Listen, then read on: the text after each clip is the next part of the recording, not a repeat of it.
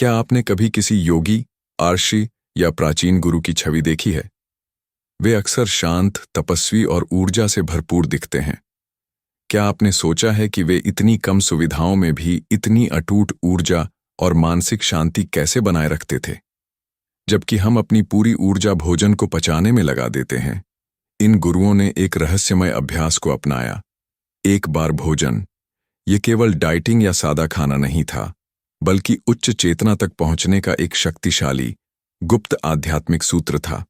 आज, जब intermittent fasting और ओएमएड जैसे शब्द पश्चिमी दुनिया में लोकप्रिय हो रहे हैं, हम उस मूल आध्यात्मिक विज्ञान को उजागर करेंगे जो हजारों साल पहले भारतीय अर्षियों ने खोजा था। हम जानेंगे कि कम खाने से शरीर की कौन सी गुप्त ऊर्जा जागृत होती है, कैसे यह अभ्यास चक्रों को शुद्ध करता है और कैसे यह आपको गहन ध्यान की अवस्था में ले जा सकता है। यह 20 मिनट की यात्रा आपकी भोजन की आदत और आध्यात्मिक लक्ष्य के बीच के संबंध को हमेशा के लिए बदल देगी। संगीत थोड़ा धीमा हो जाता है। आध्यात्मिक लक्ष्य, मन पर नियंत्रण, the spiritual goal, control over mind. गुरुओं का अंतिम लक्ष्य मोक्ष या आत्मज्ञान प्राप्त करना था। इस मार्ग में सबसे बड़ी बाधा अशांत मन है। पेट और मन का संबंध। योग विज्ञान में मन और पेट जठराग्नि का सीधा संबंध माना जाता है। जब पेट भोजन से भरा रहता है तो मन भी रजोगुण, बेचैनी और इच्छाएं, और तमोगुण, आलस्य और जड़ता से भरा रहता है।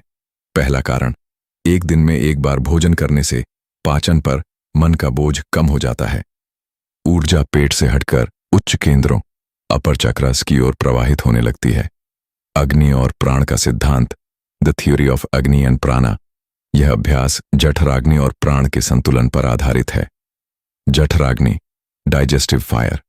बार बार खाने से जठराग्नि, पाचन की आग, लगातार जलती रहती है, जिससे शरीर की सारी प्राण ऊर्जा उस अग्नि को जलाने में लग जाती है। प्राण की बचत। दिन में केवल एक बार भोजन करने से जठराग्नि को विश्राम मिलता है। इससे जो अतिरिक्त प्राण ऊर्जा बचती है वह ऊर्ध्वगामी, ऊपर की ओर प्रवाहित होती है। दूसरा कारण, यह बचा हुआ प्राण ही योगियों को बिना थके घंटों तक ध्यान में बैठने की अटूट शक्ति देता था। सप्त धातु और ओजस की वृद्धि, 7 धातुस एंड ओजास इंक्रीज। आयुर्वेद के अनुसार भोजन 7 चरणों में परिवर्तित होता है। सप्त धातु, रस, रक्त, मांस, मेद, अस्थि, मज्जा और अंत में ओजस। ओजस क्या है? ओजस वह सूक्ष्म अंतिम सार है जो रोग प्रतिरोधक क्षमता, चमक और आध्यात्मिक तेज देता है। उपवास का प्रभाव, जब शरीर को लगातार पचाने का काम नहीं करना पड़ता तो वह ऊर्जा को ओजस बनाने पर केंद्रित करता है। तीसरा कारण, गुरु ओजस की शक्ति को बढ़ाते थे।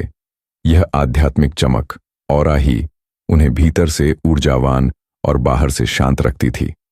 कुंडलिनी और चक्रों की शुद्धि, कुंडलिनी एंड चक्रा क्लेंजिंग। एक बार भोजन का अभ्यास कुंडलिनी जागरण के लिए महत्वपूर्ण है। मूलाधार का नियंत्रण। मूलाधार चक्र, जड़ चक्र, पृथ्वी तत्व और अस्तित्व के भय से जुड़ा है। बार बार खाने की इच्छा मूलाधार को नीचे की ओर खींचती है। ऊर्ध्वगामी ऊर्जा। संयमित भोजन से मूलाधार पर भोजन का बोझ कम होता है। ऊर्जा नीचे से ऊपर की ओर ऊर्ध्वगामी बहने लगती है। चौथा कारण, यह अभ्यास चक्रों में जमी आलस्य और जड़ता को दूर करता है, जिससे प्राण का प्रवाह सुषुम्ना नाड़ी में निर्बाध हो जाता है। अंतर्मुखी ध्यान, इंट्रोवर्टेड मेडिटेशन। आध्यात्मिक मार्ग पर सबसे बड़ी सफलता बहिर्मुखी, बाहर की ओर, से अंतर्मुखी, भीतर की ओर होना है। इंद्रियों का निग्रह। जीभ, स्वाद की इंद्रिय, सबसे मुश्किल इंद्रियों में से एक है जिस पर नियंत्रण पाना है। एक बार भोजन करने से जीभ पर नियंत्रण स्थापित होता है। पांचवां कारण, यह इंद्रिय निग्रह मन को भीतर की ओर मोड़ता है। जब खाने की इच्छा शांत होती है तो ध्यान अपने आप गहरा हो जाता है। धारणा और ध्यान। यह अभ्यास धारणा, एकाग्रता को बढ़ाता है, जिससे योगी बिना किसी शारीरिक विचलितता के लंबे समय तक ध्यान, मेडिटेशन की गहन अवस्थाओं में रह पाते हैं। तामसिक, राजसिक और सात्विक भोजन, टैमसिक, राजासिक एंड सात्विक फूड। प्राचीन गुरु केवल मात्रा ही नहीं बल्कि गुना पर भी ध्यान देते थे। तामसिक भोजन, जड़ता, आलस्य, मांस, बासी खाना। राजसिक भोजन, जुनून, बेचैनी, तेज मसालेदार खाना।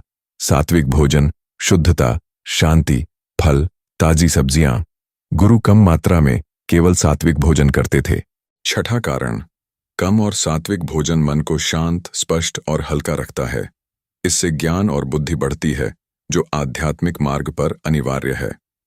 आधुनिक विज्ञान और ओएमएड की पुष्टि, मॉडर्न साइंस एंड ओमेड कॉन्फर्मेशन।